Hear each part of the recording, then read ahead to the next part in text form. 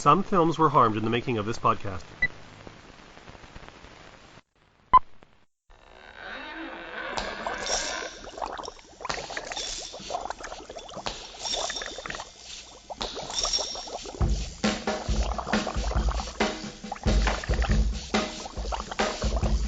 From Edmonton, Alberta, Canada, and the palatial FYC studios, you are listening to the 2022 October Frightfest Spooktacular on For Your Consideration.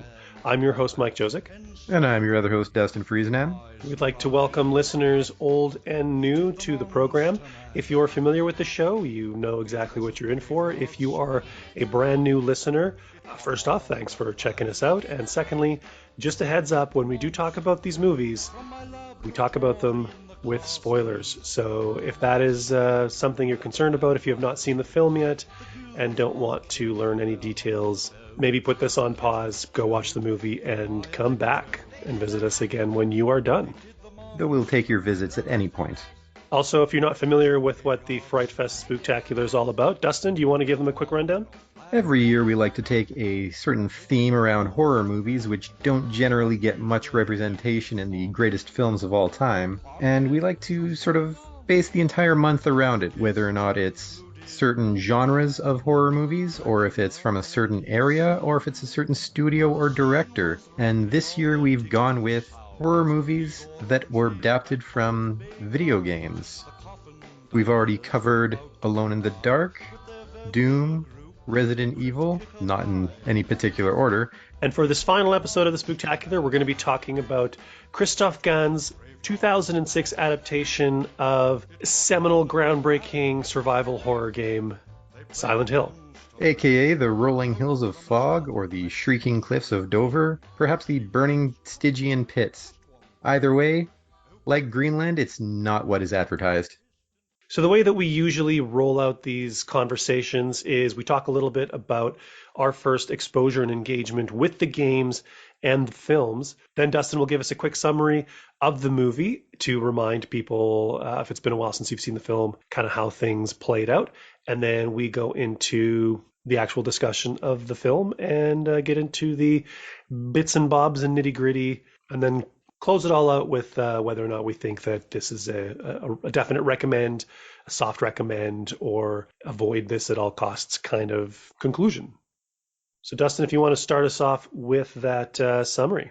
Silent Hill is about a woman and her daughter heading to the eponymous town of Silent Hill in order to figure out what the heck is going on with the daughter, who continually is having these nightmares about Silent Hill. Doesn't know what's going on. All she knows is that her daughter, who's adopted, is having these nightmares. Let's figure this out, because she's running into traffic and possibly jumping off of cliffs, which is not exactly a good sleepwalking thing to do.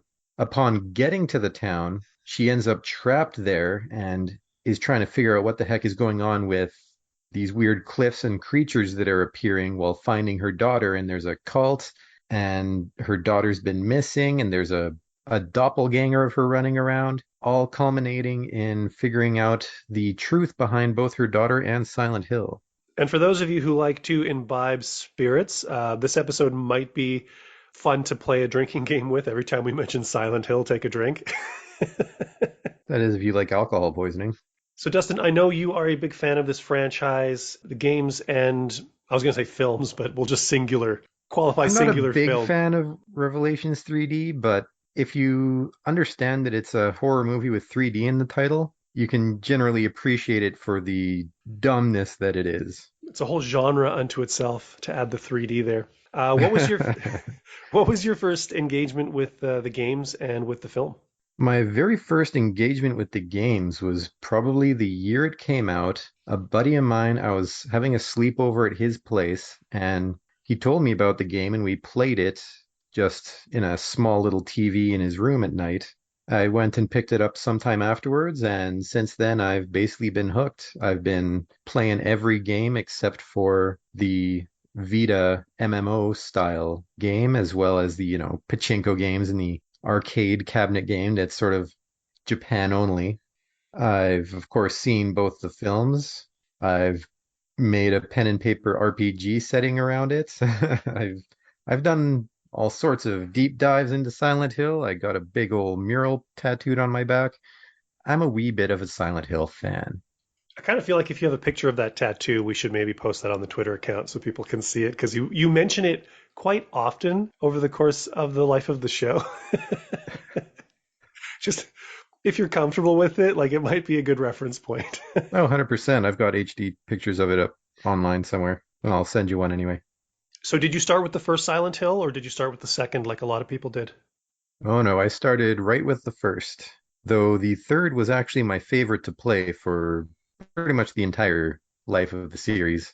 I am looking forward to the four ones that are coming out in the next little bit here, because coincidentally, Konami has finally announced that there's going to be some new Silent Hill, in that there will be a remake of the second game. Christophe Gans is helming the second game's movie adaptation, and there's going to be three other games on top of all that that have all been announced. So lots of Silent Hill coming down the pipe. And when you saw the film, obviously you saw it first run in the theater. Oh, 100%. I never see stuff opening day, but this one I was there definitely opening weekend. That's an experience that I did not have. And looking back on it and with the way I feel about the movie now, I'm like, damn, a lot of movies get replayed in theaters for like these Fathom events and stuff like that. And one day I would love to see this get a replay. And you know what? Maybe it will with the new movies coming out. It got a new life on Blu-ray recently in the US with a deluxe release from Shout Factory, which not quite as awesome as the European release, but definitely in the A running release. and the best release that North America will probably ever see of the film. But yeah, my first exposure to the game was I think my brother's roommate was playing Silent Hill 2 and it was one of those games where you could just watch somebody play and it was entertaining because you didn't necessarily have to control the character to get sucked into the mood of it. And I remember I can't remember the name of the male protagonist in the second game. James. James. So James is walking through like this apartment building or this hotel and he's like exploring these rooms and I didn't know anything about Silent Hill. I think I might have seen a television ad for the game where it was like a foggy like little pier and there was a boat and there's like a voiceover about, come to Silent Hill or something and I was like, that's a game? And then I'm watching the game and going into these rooms, and the rooms are just like dilapidated and run down, and there's some fucked up stuff in there, and I'm like, this is pretty awesome. And then it like switches to the hell dimension, and I'm like, man, this game looks incredible. And he was getting freaked out by playing it. I think my brother had to leave the room because he was kind of a chicken shit when it comes to like the scary stuff. I think we talked about him during our Ring episode, and I think I remember being in a Game Traders one day looking for something and they were playing the ad for the film. And I remember just looking at it and thinking like, what is this movie? And I recognized Rhoda Mitchell because I knew her from Pitch Black and I had this huge crush on her from Pitch Black. And I'm like, oh, she's got a new movie and this looks really cool. And there's all this fog and like, what is this? And then comes up that it's like Silent Hill and like Sean Bean and all this stuff. And I'm like, this actually looks badass. So I finally went and found the DVD and watched the movie. And even though on that first viewing, I didn't fully get it because there is a lot of stuff that's kind of like implied or suggested, and there's some stuff that you just sort of have to interpret for yourself. And once it starts getting into like the family and the cult and everything, it gets a little bit kooky. And how does like Alessa and Rose and all this stuff tie in? But like the overall mood of the film was so palpable that I just loved it and I wanted to spend more time with it and explore it. And I revisit the movie from time to time. I'm nowhere near the super fan that Dustin is. I'm also not a huge gamer. So, out of all the sort of game franchises, the fact that I kind of keep coming back to this material, these games, these movies, there's something very visceral and poetic and perverse and dark and beautiful and terrifying and ridiculous. Like, it's kind of got a bit of everything. And I just like coming back to it. Coming back and visiting it again for this viewing, I've been looking forward to this for a while since we first started talking about this, and haven't seen the movie for about a year or two. But we'll talk about this more when we get into it. But I was happy. I enjoyed this. Fun times had by all. What was your experience coming back to the movie? This is definitely easily the second most watched movie in my collection. The first being John Carpenter's The Thing. So which also There happens were to be our most watched episode on YouTube. so there were no real surprises for me, but it is always entertaining. I tried to watch it as critically as I could so that I'd have some negative things to say about it, and I think that I came up with a few things. But definitely this time there was a lot of excitement in trying to see what I could expect from Gans from his next outing into the Silent Hill mythos. It's interesting. I didn't know that Gans was going to be adapting the second game because I was just reading. Initially, he wanted to adapt the second game, but then he thought that the second game wouldn't make a good film because it's so personal to James and doesn't really represent like the history of the town and the lore. And he ended up going back to the first game, working in some elements from the second game. And the fact that he's now going to be tackling an adaptation of the second game tells me he looks at the first film as having laid that groundwork. You've sort of given some history of the town and explained sort of the environment, so now you can play in it, which I'm actually really excited now knowing that's going to be pretty cool in my opinion.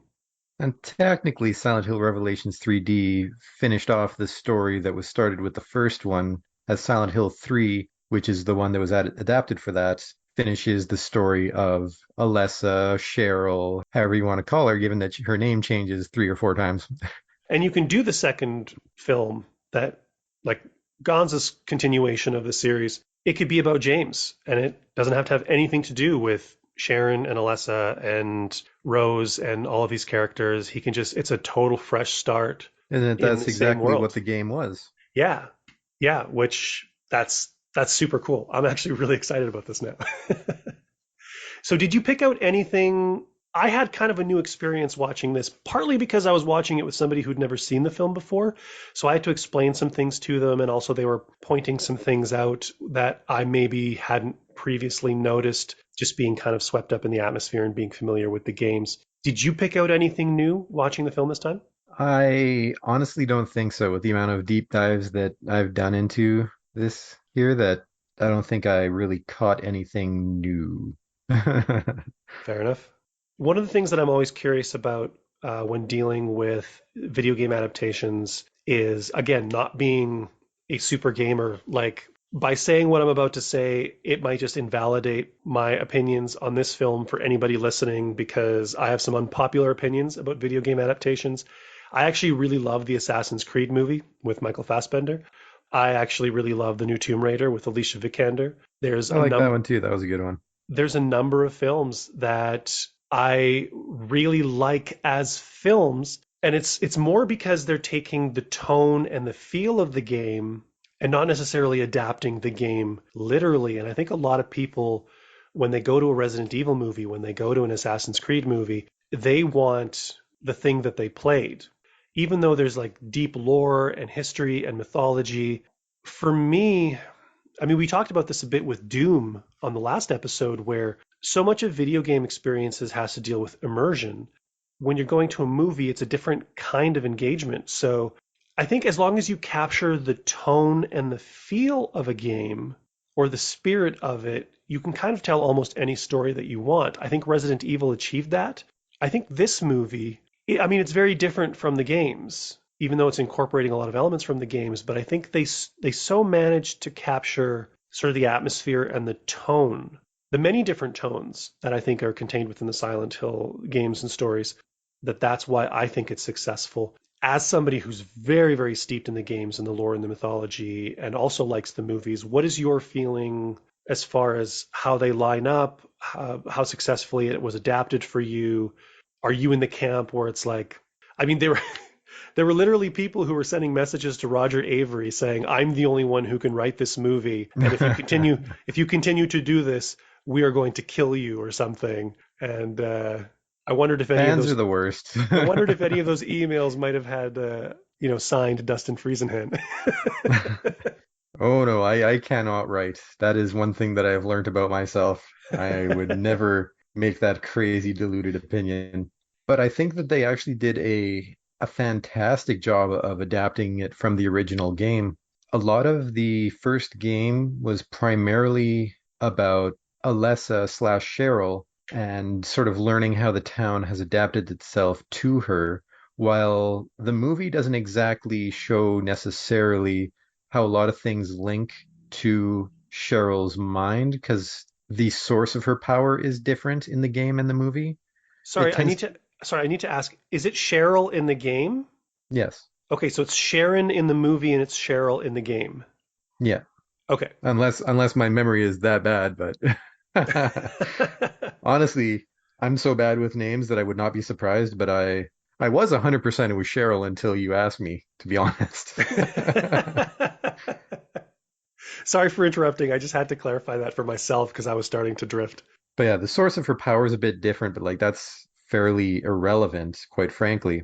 The film tends to focus more so on just conceptual relationships between mothers and daughters, what you would do for them or what you might have done to them. But the atmosphere, it was definitely there. They had the bleak atmosphere, the fear and the like. The movie obviously had more people in it, as most movies will do, whereas in the game you only encounter about five or so throughout the game. But there's some things that I found rather interesting as callbacks to the game, even though they weren't necessarily intended. Sean Bean wasn't initially going to be in the film until later on, and they realized, damn, there is just no dudes here. It's a reverse sausage party. And so they added him in, and all of his scenes tend to be him sort of looking at old papers and the like. And in the games, that's how you get a lot of your information. You're finding these random notes here and there that give you bits and pieces of story or puzzles and solutions to them. So it was actually kind of fun to see him doing that in a way that actually felt somewhat organic. I thought it was pretty genius to do it that way. Yeah, I do think that it's a really great expository tool, and it communicates some stuff visually, like when Sean Bean and Kim Coates are wandering through the town looking for Rose and Sharon. You get that, like, it's very clear that Rose and Sharon are somewhere else. They're not in the town of Silent Hill. They're wherever this version of Silent Hill exists. You might not get that sense if you were just following them into the town and carrying on without the Sean Bean stuff. Like other differences between the game and the movie are fairly minor, like, of course, Cheryl being Sharon instead. But I mean, Sharon Mason doesn't quite come off the tongue quite as good as Cheryl Mason, I feel. Slightly different. Rose doesn't exist. The mother in the game is actually dead at this point, but he goes to Silent Hill for the same reasons. They still have the drawings that are being followed to get there. There's still the concept of the cult that's worshiping. However, in the games, the religious sect also has a completely different purpose and motive. In the games, the cult is actually worshiping Alessa, or the being and the power inside of Alessa, whereas in the movie, it's the exact opposite, and they're fighting against Alessa and everything that Alessa is under the guise of an extremist sort of Catholic or Christian faith. How do you feel about? I've heard criticism about like the janitor, this janitor in the school and the creature there, and I remember reading or hearing somebody complaining that that creature was never in the game. The implication that Alessa was molested, and then here you've got this like creepy edgelord, demon thing in the bathroom to harass Rose. That's not in the game. Yada yada yada. It's literally something that Christophe Gans came up with kind of while developing stuff and wanted to throw that in there.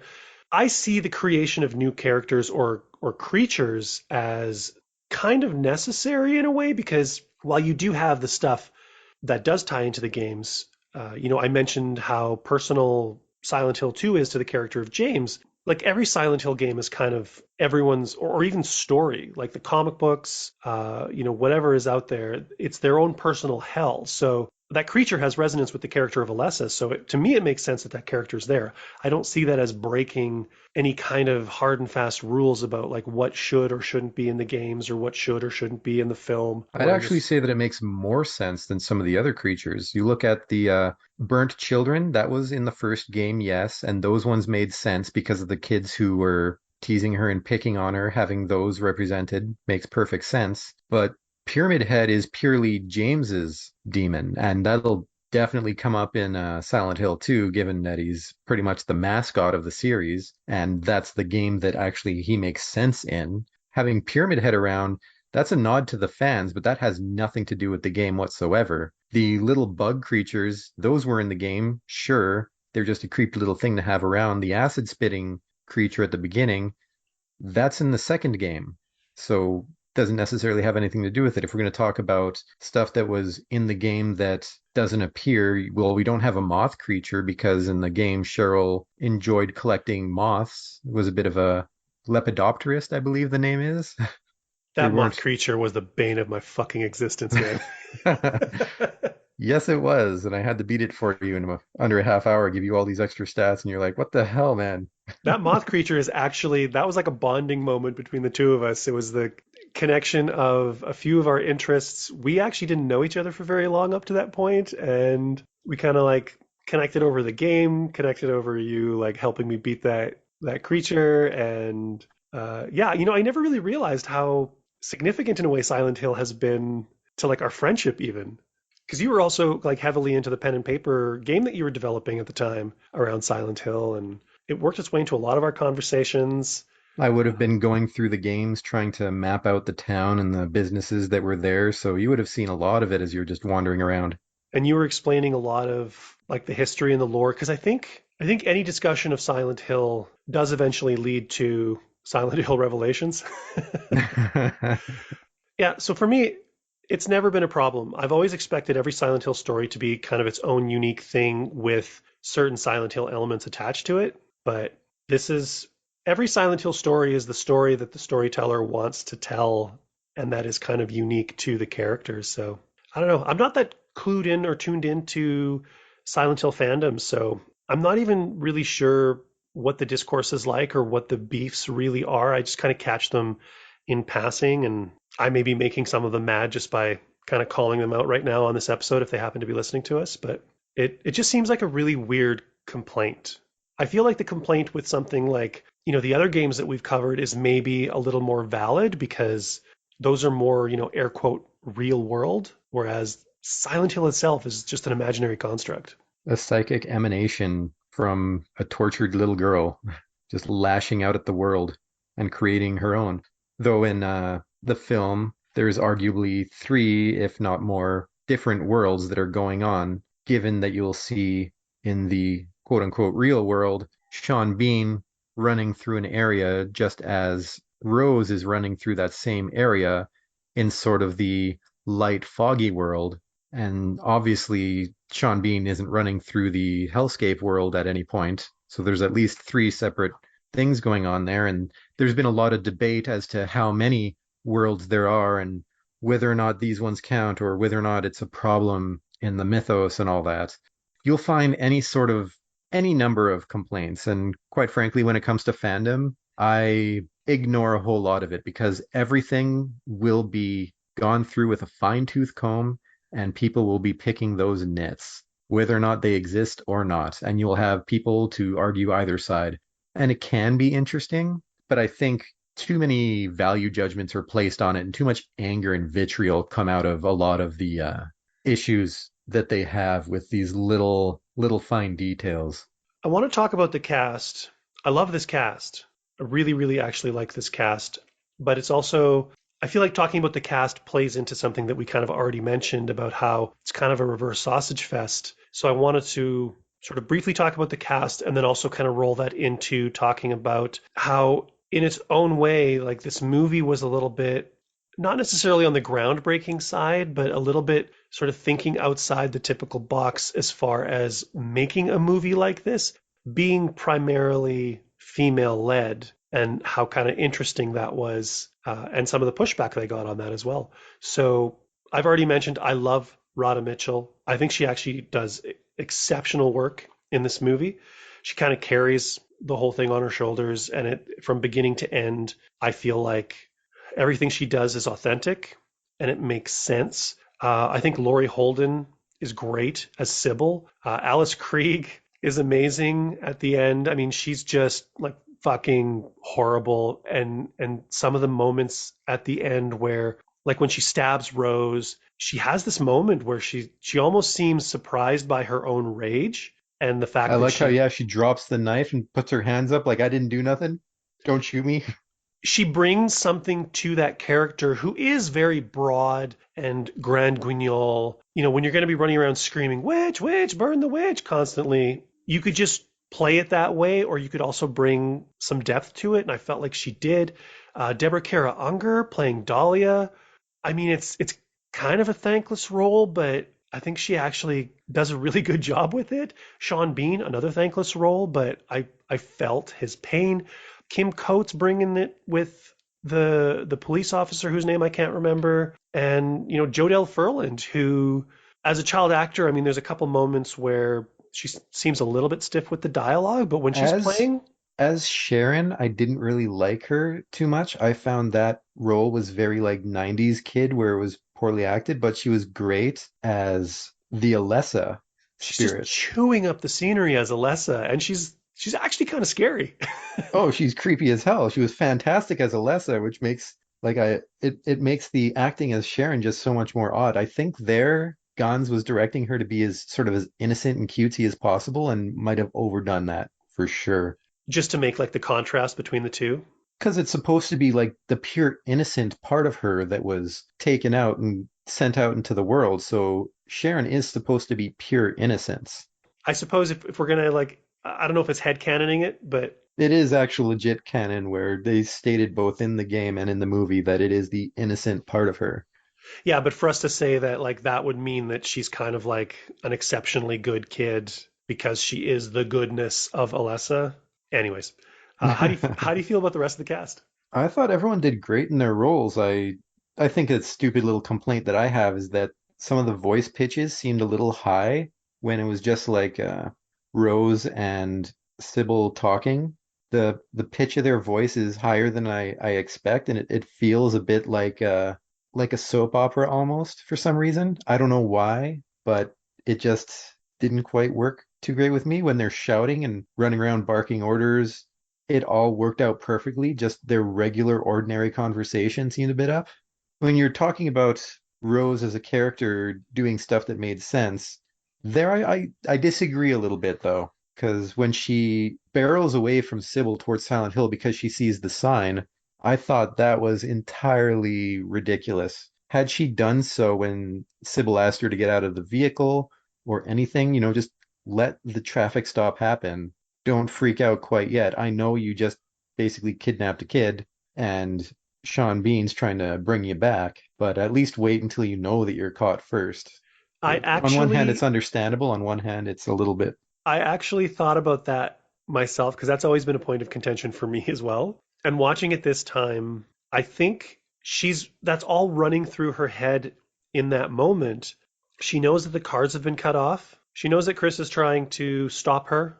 She doesn't know if talking to the police officer is going to severely complicate things. I mean, she's kind of in a bit of a panic. It's late. She's frustrated. And I just figured that she ran all of those scenarios kind of in her head really quickly and was just like, I'm just going to Just do a this. pure panic moment, pretty much. I'm just going to do this anyway. So, like, do it now. Why wait? Why get into this awkward conversation with the police officer? The police officer is not expecting it. It's still kind of an extreme reaction and moment. I understand they have to get to Silent Hill. Well, I mean, she was going there either way. You know, it's also like if she was resisting, Sybil might have like pulled the gun or tried to arrest her or like whatever. It seemed like the cleanest solution to me, but it is also a bit of a clumsy moment in the film.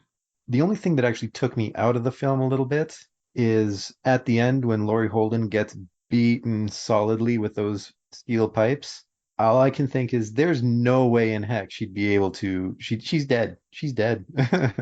And I thought that her pulling the trigger and just that fuck you moment to Christabella was the dumbest possible thing anyone could do at that time.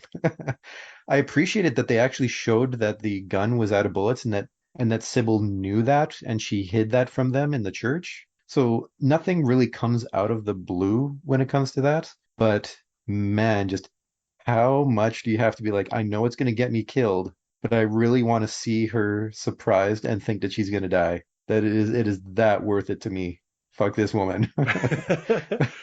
That's how I read it too. And I actually kind of like that because by that point, you know, Sybil might have seen some shit and just been like I'm done with this. and she's doing everything to. She had that whole experience with the kid that got thrown down the smokestack or the pit or whatever it was in the past. Yeah, I felt that was within her character. As far as being I beaten, still think though that I would have gone into the elevator and as the doors were closing, then I click, and then all you have is the shit-eating grin afterwards as she's looking through the crack as it closes on them both. that is true. I have thought of that as well. I even thought of that briefly, and I was looking for the moment where it was like it's impossible for her to get into the elevator. That's a valid point. That is a But I valid point. mean, then it complicates, well, how is Rose going to be doing this stuff individually? Now we have to throw extra scenes in the underground, which they really skimmed right through. Christabella told her, hey, look at this map, it's going to save your life. And when she gets down there, she's just running through the corridors and she's done. It's like she does a little speed run of the whole thing. I also think that if we're being fair to the context of the narrative, we've already established that the real world and the Silent Hill world that Rose and Sybil are in are different things. And we learn at the end that basically everyone there is dead. That's this weird like limbo space that was kind of created by Alessa to punish the people who basically burned her alive. And it's kind of their souls. So Rose being beaten with those, or Sybil being beaten with those pipes, you get a really visceral, brutal, kind of poignant scene. But this is also not a real human being, so So your assumption is maybe that they're all dead when they enter Silent Hill then? pretty much, pretty much. And if you really wanted to go goofy, you could also make the argument like you see how strong Spider-Man is, and when Spider-Man is like punching regular thugs, his fist should be going through their face considering he can lift like 10 tons and he's like super strong. But there's just always this unspoken assumption that when Spider-Man is fighting people, he's like pulling his punches so that he's not just destroying everybody's faces. Maybe these guys were just tenderizing Sybil and Yeah, those be, wet thuds kind of say otherwise. oh, and there's cracks and there's, yeah, it's a brutal, brutal scene. I love the way that it's actually edited with the descent of the elevator because they keep cutting back to it. I love the editing in this movie in general. I'm actually on a technical side, like visually, the direction is amazing, the lighting is amazing, the editing is great, the music is really interesting at how it incorporates music from the games with some additional score by Jeff Dana to kind of like tie things in because the music doesn't always like necessarily transfer directly from game to film in the way they want to use it. But they did use a lot of Akira Yamaoka's stuff, So much, and and it from an works. assortment of games. It absolutely works. And one thing I found very interesting in terms of camera work is how a few scenes, especially right at the very beginning, were completely lifted from the game, where Rhoda Mitchell's running through the alleyways. Those are the exact same camera angles that you'll see in the game. So little things like that show that Christoph was playing the games. He is a big fan, and that's one of the reasons why a lot of people say that it was translated so well. And it's And one of the those things that he was very big on trying to respect the original art. And those are the kinds of things that provide that immersion that you're sort of looking for. It makes you remember, it's like that sense memory of the game, but it's not super, super obvious, but it creates a connection. It's connective tissue that is invaluable for the adaptation, in my opinion. So how do we feel about basically kind of the all woman driven sort of cast? It was originally supposed to be a man, and Christophe Gans he changed it because he thought that it would be much more interesting with the tie between like mother and daughter, and it was also something that you didn't see a bunch sort of in this way. I really really appreciate it. I've seen some really interesting kind of analysis and discussion about sort of the feminist undertones and kind of commentary of casting the movie this way and writing the movie this way. And I wish I could remember what they were and that I had time to look them up before sitting down. But they are out there and they are kind of interesting. And they did make me kind of look at the film in a different way. I mean, beyond just loving Rhoda Mitchell and Laurie Holden in those roles, like it does kind of stand out. I mean, we also covered Resident Evil, which has both Michelle Rodriguez and Mila Jovovich in it, but generally, I don't know. What are your thoughts on it? I mean, it all depends on how something is written. And here it was written to have that storyline of mothers and daughters. more than once they say a mother is God in the eyes of a child. That's obviously what Gans is going for, so he made the change and did something with it. It's not as though Harry Mason from the original game is so invaluable to it. His basic personality in all of the jokes and parodies of it is that he just runs around saying, "Hey, have you seen my daughter? She's about yay tall with black hair." In fact, the Alien ending has him being approached by a fleet of alien ships, and that's the only thing he has to say to them is, "Hey, have you seen my daughter?" Also, Alien ending, totally the canon ending, especially when you get alien powers in the third game, but that's a whole other fun, silly, goofy thing. Also, totally worth checking out on YouTube if you've never seen it. Just watch a connection of all of the Alien endings, especially the song for the ending credits of the third one. It's phenomenal. Isn't there a dog ending too? Yes, that's in the second game, and if there's no reference to that in the movie, I'll feel that Gans has failed us all. I want a Blu-ray extra where he just films the dog ending just for no reason. I would love that. Shiba Inu all the way. But no, with the all-female cast, I'm not somebody who will generally deep dive into the whole how does it fit in cinematic history with this, that, the other.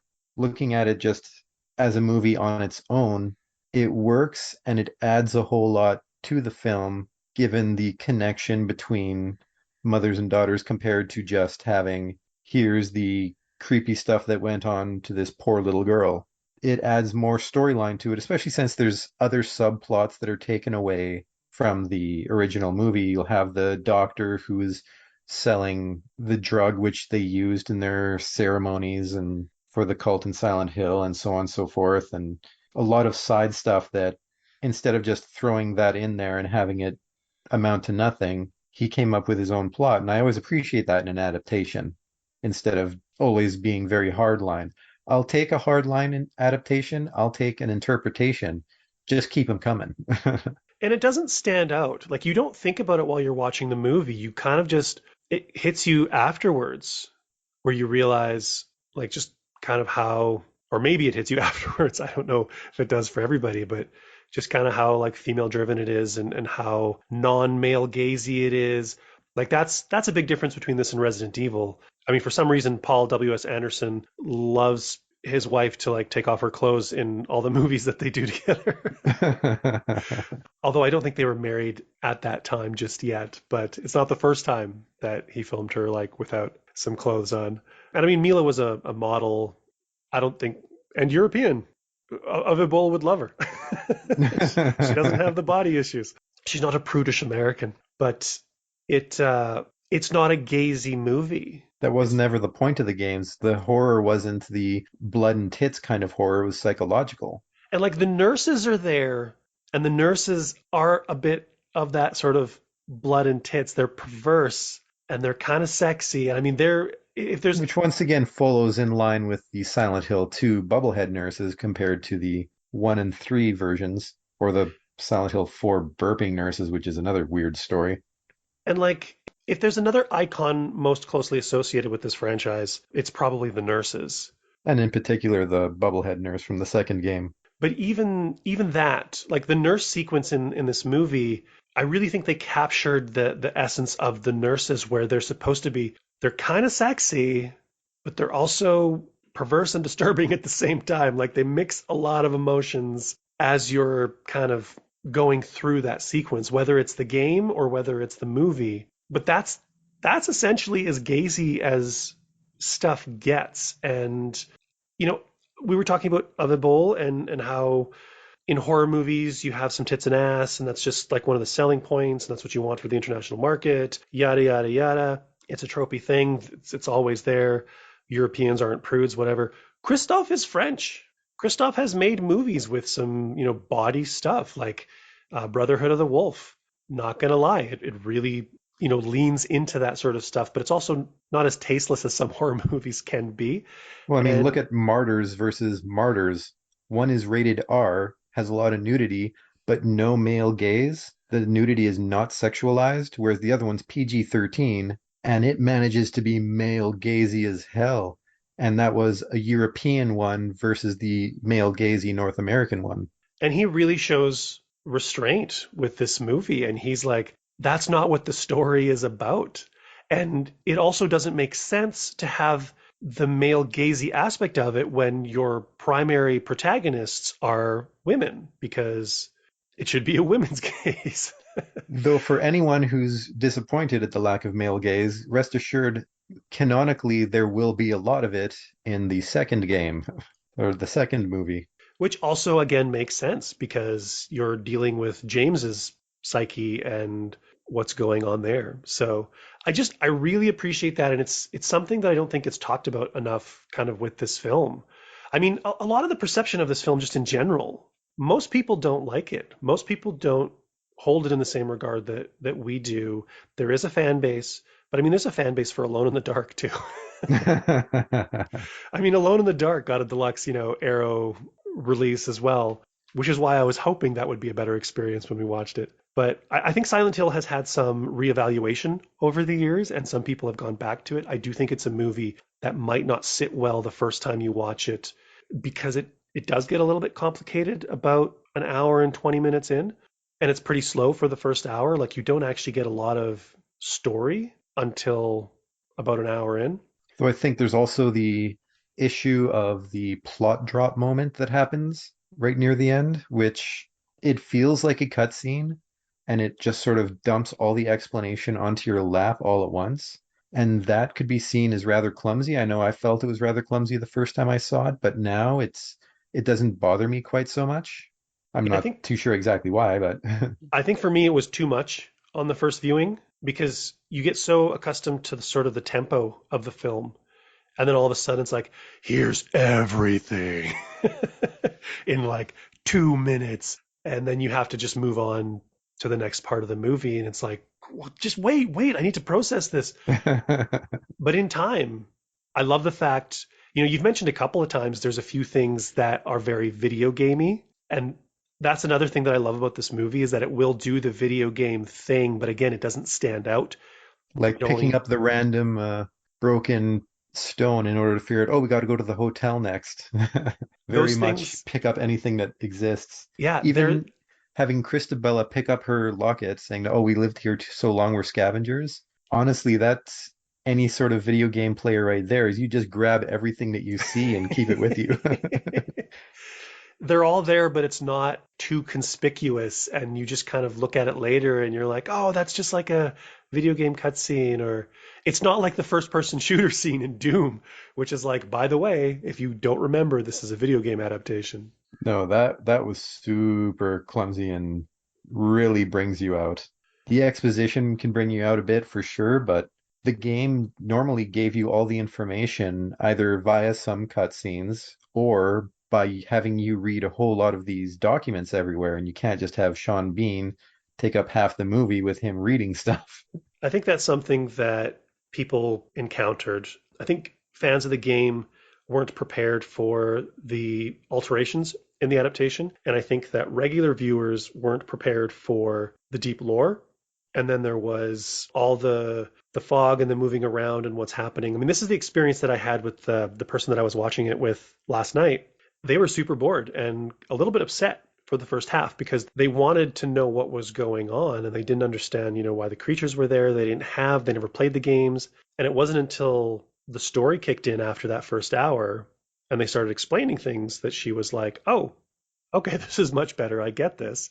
I think that's what general audiences felt. And because it was so backloaded with information, if you're one of those people who watched it once and you liked it or you didn't like it, but you just never went back to it, like this is one of those movies, and this is actually, it kind of fits with a lot of Gans's films. The more you watch them, the more you get out of them. And that's not always maybe the most commercial thing to do with a movie. And especially, this is a very popular video game. It's an adaptation. It's a time where video game adaptations were kind of popular and everybody was doing them. And then to And do it's the something, psychological horror, which generally has less explained and more complicated things going on. You look at the game, or sorry, you look at the movie that the game was sort of inspired by Jacob's Ladder, and yeah, there's all sorts of nonsense going on in that one. yeah, I keep forgetting that Adrian Lyne's movie was an influence on this game. Actually, isn't the school based on a school from Kindergarten Cop? Yes. They actually really enjoyed taking some random American things and throwing it in there. There you can find pages of it where there's these low res things that you can find in the game that are exactly like in some random American movie. Because they wanted And an it's authentic like American school, and American schools are different from Japanese schools. So they were like, "Where's the last time we saw a school?" And it's like Kindergarten Cop. and it's kind of fun to see that kind of thing hiding about in there. One of the big questions for me watching it this time. So Alessa gets frustrated. She can't go into the church. She cannot attack the family when they're hiding in the church. She needs somebody who can go into the church. So she sends out the good part of her into the world to get adopted, to get connected to a mother, to lure somebody back, or a parent. I guess mother isn't 100% necessary, but to lure somebody back to Silent Hill. And then when they're in Silent Hill, she's dropping the clues and she's sending Rose to all the different locations in her story, to the school, to the hotel. She wants Rose to know her story. She wants Rose to sympathize with her so that her love of Sharon and her sympathy for what happened to Alessa puts her in a position where she's willing to let the demon inside of her, so she will carry it into the church and she will spread it and allow them to like kill the family. That is the story. That makes sense to me. Though But I would argue that the separation of the innocent side wasn't necessarily done with that long-term plan in mind, just that when the connection, the bond between them brought her back, it was an opportunity for the demon to do something. Because I mean, they were slowly killing them off bit by bit as it is. There was the guy who was chained up on the fence at the beginning. There's a few who were taken by bugs midway through when they were escaping from the school. Like it was a matter of time. but she said for 30 long years this has been going on. I think Alessa just wanted revenge at last. Like this, they'd hit kind of a stalemate. And while all of that makes sense to me, and I'm totally happy embracing that, one thing that I didn't get, and this was something that the person I was watching it with also pointed out, if Rose is being lured back, and if Rose is essentially the tool that Alessa is going to use to exact her vengeance on the family, why is Triangle Head trying to kill her in the school? Why are all of these creatures trying to kill her in hell? Is this a gauntlet that Rose has to run where if like Rose gets killed, she's obviously not strong enough to take on Christabella? Or is this just, well, if you're going to be in Silent Hill, you're going to have to deal with the weird shit that goes on? Because there's that whole sequence where Triangle Head is like trying to kill them and they're locked in that room and there's Pyramid all the Head. bugs. Do I keep calling him Triangle Head? Yeah, it's Pyramid Head or Red Pyramid, That is if you want to correct. be completely accurate. Have I been calling him Triangle Head for the whole episode? You've only done it twice. Okay. I just have to know if I have to go back and like edit all of it out. Good old Red Pyramid thing. So Pyramid Head, he's going around trying to kill. Oh, actually, all the creatures in Silent Hill are going around, not necessarily hunting them, but when they encounter them, actively trying to kill. Rose, if Rose is the tool, if Rose is being lured back for this, why is Alessa allowing this to happen? Is that something that you noticed? Do you have a headcanon explanation for that? It's my one and only real problem with the film. And if you can like solve this problem for me right now, that would be fantastic. Well, I can give you two options then for that. Well, let's give you a third option even. The third option being the it just makes a horror movie, better stop questioning it, which is the lamest of the explanations. The other two explanations are one, Alessa's just lashing out at everything. She doesn't have direct control over everything. If you imagine Silent Hill as essentially her body, that is the autonomic system just attacking the foreign invaders inside of it. And so, yeah, she doesn't have complete control to stop them from going after Rada Mitchell. Obviously, she manages to get there anyway, but there's just a certain amount of trust that's placed in her that she's going to make it past these things. I'd say that is probably the more likely thing, as in the games, why would they be trying to take you out as well? If that's your daughter, if that's somebody who you love, if that's somebody who in certainly in the good ending, Alessa actually gives you that part back. Like, here you are. I entrust you with this part of myself so that I can go on. Why would she be trying to kill you? except for the fact that it's just a whole lot of power that you don't have complete control over at all times. I figured that would make the most sense. The other option, if you look at the janitor as the main example there, he was essentially put into that barbed wire as a here, now you're screwed and you get to suffer. So he was just lashing out at Rose simply because he's angry and in pain, and it's just sort of the anger of Alessa spreading to other people.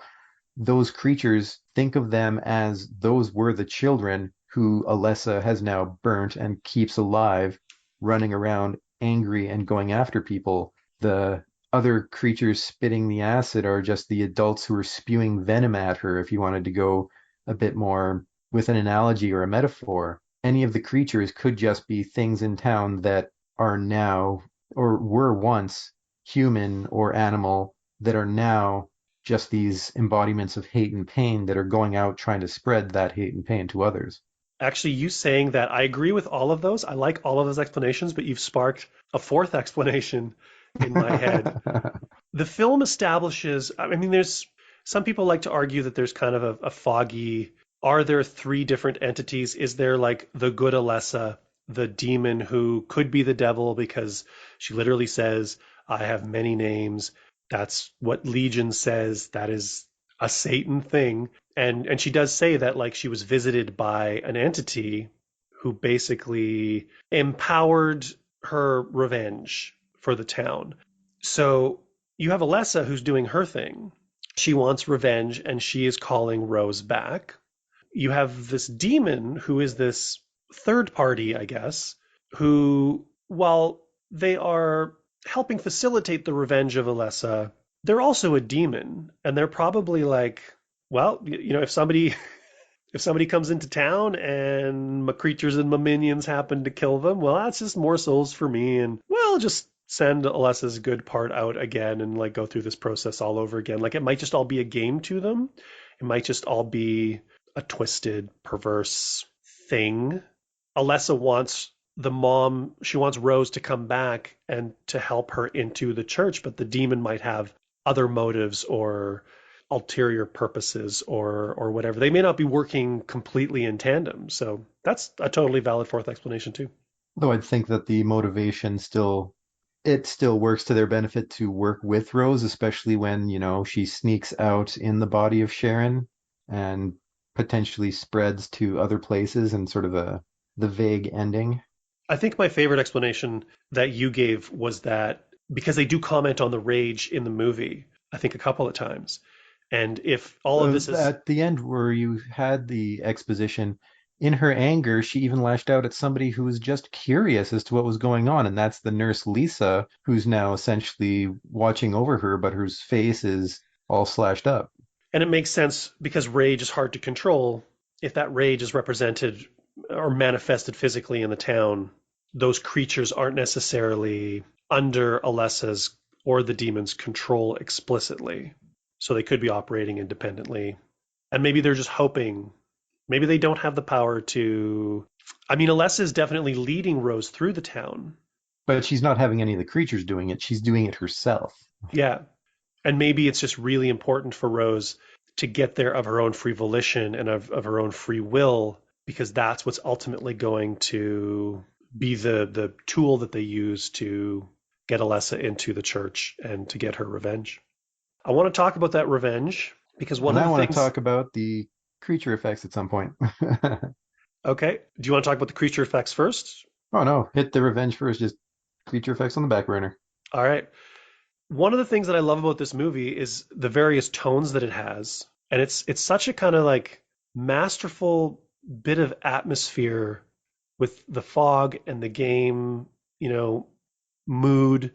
And then it just becomes this insane grand guignol thing at the end. It's so broad and I mean, I'll say insane again because like the barbed wire and the killing of the people and the crazy Alessa and I remember not liking that ending the first time I saw it, but I absolutely fucking love that ending now. I remember when I was watching the film the first time, my biggest memories of watching the film in theater is the me laughing at random points because I knew something was going to come up. and Kat sitting beside me and being a little creeped out at my laughter at a good death or something like that. Especially when, of course, Christabel is torn into shreds and Alessa's dancing underneath in the rain blood. I laughed last night too. That's brilliant. It's Oh, and the fantastic. possibly again, the person that I watched this with last night, I'm not sure if they'll think of me the same after watching this movie with me because when they're all running back to the church and I was like, "Oh, okay, here comes one of my favorite parts." Anna And with Pyramid Head. yes, and Anna stops and it's beautiful because Anna could have gotten into the church, but she stops to throw one more rock and because of that, Pyramid Head gets her and pulls her skin off of her and it's a really well executed effect. But the brilliance of that scene is just how demented and perverse it is that not only does he pull the skin off, but he throws it at them at the door. Hits the door and then it gets them with that splash of blood. And that's just it just took it that extra level and I was laughing my ass off because it was just I love that moment so much. It's so I think in line with how twisted stuff in this world can get and the person sitting next to me is just kind of like okay. I know that feeling. And talking of how good that effect was, a lot of the effects in this film are great and still great because they are physical effects. All the nurses, the creepy movements and everything, they're dancers who are very malleable and they just did those movements. They just wore the creepy outfits and jerked about in really awkward ways with some Foley over top to give the cracks. Are we nurses or are we dancer? Yeah, those movements are cool, and I think there is some digital like in the editing bay. I think they do take some But there's a lot frames of out, or there's digital over top of the practical effects, like the screaming kid at the beginning to get the mouth elongated and to get the eyes. Yeah, that's CG, but it's minimal. Having even the janitor or the acid spitting creature, it's primarily physical effects that they just sort of enhance a bit. So, given that it's in the mid 2000s, CGI wasn't as good as it is nowadays. So, looking at some of the other films that we've done this month, this one the special effects are gonna last compared to like the not so great liquor or the mediocre creatures from Alone in the Dark or the Pinky Demon. I And love every I'm always a fan of practical effects. I love everything about the effects in this movie, whether it's the ash, which I believe was all digital, and you wouldn't know it, to the creatures like Pyramid Head looks so good, those nurses look good. The blistering skin when they're setting poor Officer Bennett alight. It does give it a bit of verisimilitude to have these like incredibly bizarre creatures move the way that they do, but have them still be humans moving that way because That's how you get to the Uncanny Valley people. and like I said, they I think they ramp the camera up and down a little bit to give the movements an even more unearthly kind of vibe. But yeah, it's so legit. And like the costuming is so wonderful. Like those nurses look so good and Pyramid Head looks so good. And they kind of shouldn't. And they do. And all the creatures really did like the little like flame babies and the weird acid spitting thing, which is basically just like a dude in a sack walking funny and then they just kind of put some digital texture on it. Walks even funnier in the second game when it crawls on the ground and skitters like an insect, just kicking and scraping its back along the ground. It's unsettling. It is unsettling and it just adds and there's not like too many creatures. That's the other thing. It's not just like wave and wave of this monster or that monster. Like you get that weird acid spitting thing at the beginning and there's no context for it. And you're just like, what the fuck is this? And then after And I love Sybil, Bennett's reaction to it, where she's going to arrest it, gets spat on, and then, nope, you're done. Boom, boom, boom, boom. and then she sees more coming down the hill. And it's like, okay, we have established that this is kind of fucked up and we just need to get out of here. And by the point she meets up with Rose again, Rose has seen a few more of these things. So Rose is calm, but Sybil's freaking out. She's like, this is fucked up. And again, video game references. You have a character with a gun. You have the cell phone that acts as the radio, and it's just done very subtly. And people who know the games and like the games are going to pick up on that stuff. And if you don't know the games, you don't need all the backstory as to why that's working or this is the thing that you use to do this or whatever. And even Sybil running out of bullets. Like that's also very much a game thing. Very survival horror. All right. I don't think I have anything else to say about this movie that isn't going to get into a really deep dive. I think we've already talked quite a bit more about this film than I thought we were maybe going to in this episode. But do you have anything you want to add, or do you want to close this off? I think we can close her off. All right. She won't hurt you. She needs your help. Who is she? She is Alessa. Then who are you? I have many names. Right now, I'm the dark part of Alessa. Where's my child? She's not your child. She's hers. The little girl is what's left of her goodness. We hid her in safety, in the world outside this hell.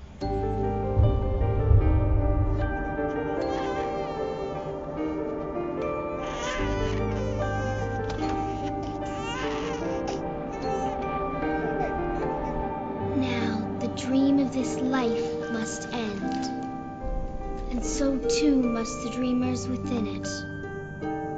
For over 30 years, they've lied to their own souls. For 30 years, they've denied their own fate.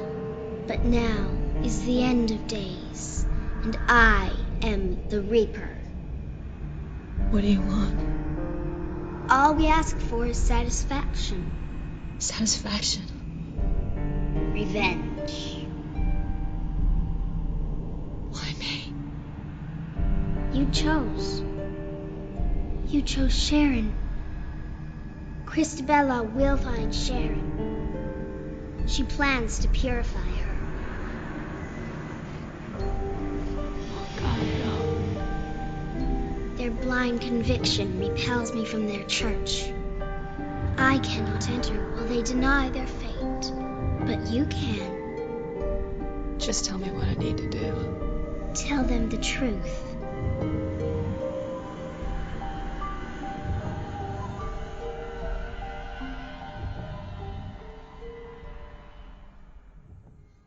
Silent Hill 2006. Hard recommend from me. I love this movie. I love it to bits. And I do think possibly, I would say, the best video game adaptation. I would have to go through a list of game adaptations to be 100% certain of that. So I'm going to give that like a soft best video game ever or adaptation ever. Dustin, I know we've already established you're a big fan. Is this a hard recommend for you as well? Oh, it's definitely a hard recommend. Whether or not it's a sexually hard recommend, that is up to you guys to decide. And I would say it's my favorite. It's a video game adaptation. But of course, I'm a huge fan. And I mean, you look at the numbers and I think it's, what is it? What's that werewolf one? Werewolves Within. That is the critically most popular video game adaptation, but neither of us have seen that one. So until we do, this is still my favorite one. Nor have we played the game. So I think that would be a hard one to review. Although I think if we had a Patreon, it would like totally be, that would be like the bonus episode. Wink, wink, nudge, nudge, people. You can pay us to do stuff. We'll do it. All we need is one rich benefactor. That is something that I'm curious about exploring in the future, which we will perhaps talk about on further episodes with the audience moving forward into 2023. But speaking of the future and speaking of bonus things and whatever, we haven't quite worked out all the details yet, but just a heads up for anybody who enjoyed this conversation and might be interested in a little bit more of a deep dive or discussion about this film. Dustin and I are talking about joining the Movies by Minute crowd and doing the Silent Hill Minute. We've reserved the spot, and we've just kind of been looking for the time to sit down and do it. But as you can tell, we think there's stuff to talk about with this movie, and we enjoy it quite a bit. Hopefully that's something that we can kind of get off the ground in 2023. Hopefully by saying it, I've now kind of locked us in. People will be expecting it. It's Now not we just don't want to be jerks. it's not just us talking about it behind the scenes and being like, hey, wouldn't that be fun? Wouldn't that be fun? So if that's something that would really intrigue you or you're interested in, let us know that you want to see that. And that might give us a little bit of a kick in the ass to start putting that together. I'm always down for talking Silent Hill, long story short. We're also curious to hear what you think of the movie yourself, what you think of the game franchise, what you think of this episode and our discussion of the movie. Hit us up on all our social media platforms, Instagram, Twitter, Facebook, YouTube comments. Like, share, follow, and subscribe on those platforms. Also, if there's a possibility to rate and or review the show, we would love it if you did that as well. It helps with the algorithms getting the show into the eyes and ears of people who may enjoy this content but don't know that we exist. Also, as I mentioned last episode, I've recently learned that Spotify has now rating systems. So if you are checking us out on Spotify and you want to take the time to give us a star rating of however you feel we rate, I guess, for lack of a better word, allow myself to introduce myself, please do that, and we'd appreciate that. Dustin, this brings an end to the Frightfest Spooktacular. Any final thoughts about just the theme in general? There are going to be more video games made into movies, especially after the success of a few, and certainly with the new 4 Silent Hill games and movie coming out. Check those out. Patronize these things, because I really do love to see them. So I would like to see more of them. I heard they're making another Mortal Kombat movie as well. And I hope they don't make some of the same mistakes they made with the most recent one, though it was enjoyable. There was some dumb stuff that happened. Not quite like the 90s version, but there was some dumb stuff nonetheless. And we also have The Last of Us coming to HBO Max, I think, next year. I was actually down in Lethbridge on my honeymoon when they were filming. Not Lethbridge, the small town that they were filming in. They were filming it just a couple blocks from my apartment, too. It was weird because the street was just, it looked like bombed out. And I'm like, what the fuck happened here? And then I was like, oh, yeah, they're shooting The Last of Us. I'm like, oh, that makes sense.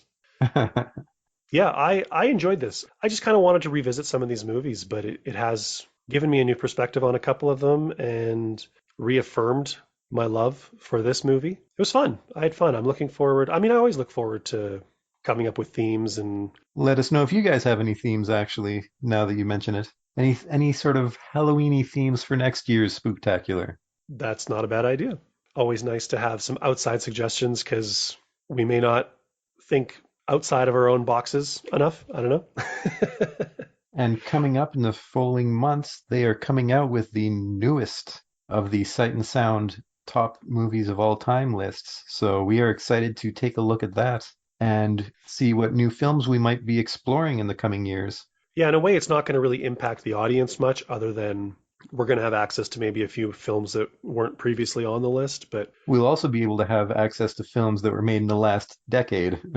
Yes, that's true. That's true, because the last list ended at 2012. I didn't think of it that way. Yeah. We get to become more populist, Mike. Come on now. Woo-hoo! Here's hoping that we don't get like 17 Marvel films on the list. So thank you, everybody, for checking us out.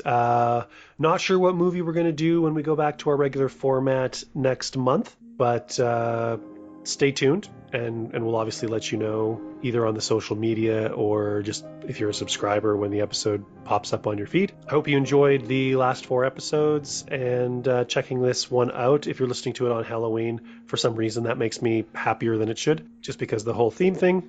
Dustin, thanks for going through these movies with me. It's been fun talking to you about them. And we look forward to any and all of you joining us next week when we talk about Dustin's pick, whatever that happens to be. And thanks for having me discussing movies with you over the last 7-8 years, buddy. Yeah, we've got an anniversary coming up in January. We should maybe do like a retrospective or just kind of an anniversary show or something. We'll have to give that a ponder. Also, I just want to give a shout out. Again, being Halloween, last year we did an episode. We love the movie Dead Shack, which was directed by a friend of the show, Peter Rick. And we did a commentary with the cast and crew of that film. That movie is still available on Shudder, still available on home video, DVD, and Blu-ray. And it's still a good movie. Still a good movie. It's something that I'm actually thinking of throwing in. It popped into my head. I was thinking of throwing it in, and I'm like, oh God, I should mention that on the show again.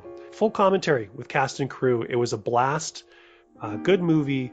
Really great commentary. Check the back catalog of episodes if that's something that you might be curious. It's a fun cabin in the woods kind of zombie movie.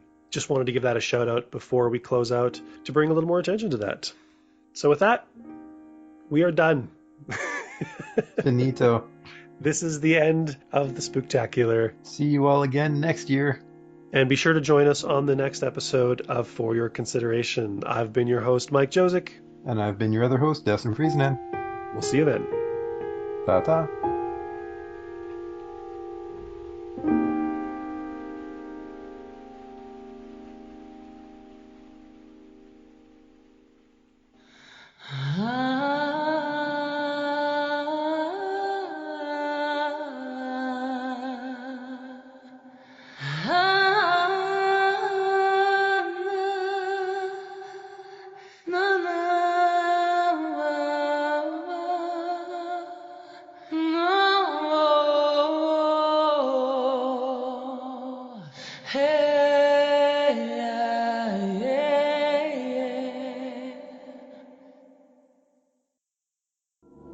Have you seen a little girl